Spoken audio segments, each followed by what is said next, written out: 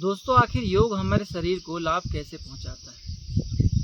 जब भी हम किसी योगासन को करते हैं तो हमारे शरीर में दो परिस्थितियां बनती है।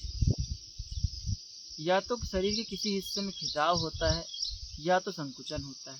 जैसे उदाहरण के लिए समझिए, आप मैं इस आसन को कर रहा हूँ तो मैंने अपने शरीर को आगे की ओर झुकाया, तो इसमें क्या हुआ है, मेरे सामने वाले हिस्से में संकुचन हुआ और इस पीठ वाले हिस्से में खिंचाव हुआ और साथ साथ इन पैरों में भी खिंचाव हुआ। शरीर के जिन हिस्सों में बार बार संकुचन और खिंचाव होता है उस हिस्से में रक्त का संचार बढ़ता है। जो खून है वो ज़्यादा मात्रा में और पर्याप्त मात्रा में पहुंचता है।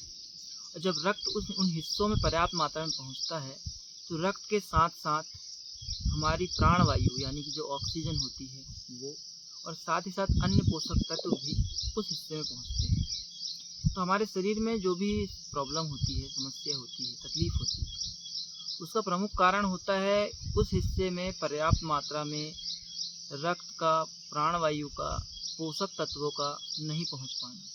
लेकिन जब आप योग करते हो, विभिन्न आसन करते हो, तो उन हिस्सों में खिंचाव और संकुचन होता है और इसके साथ साथ खिंचाव संकुचन के कारण पर्याप्त मात्रा में रक्त और रक्त के साथ साथ ऑक्सीजन, विभिन्न पोषक तत्व उन हिस्सों में पहुँचते हैं और हमारे उन अंगों को स्वस्थ करते हैं, चाहे वो आंतरिक अंग हो चाहे वो बाहरी अंग हो। दोस्तों, इस तरह योग हमारे शरीर को लाभ पहुँचाता है।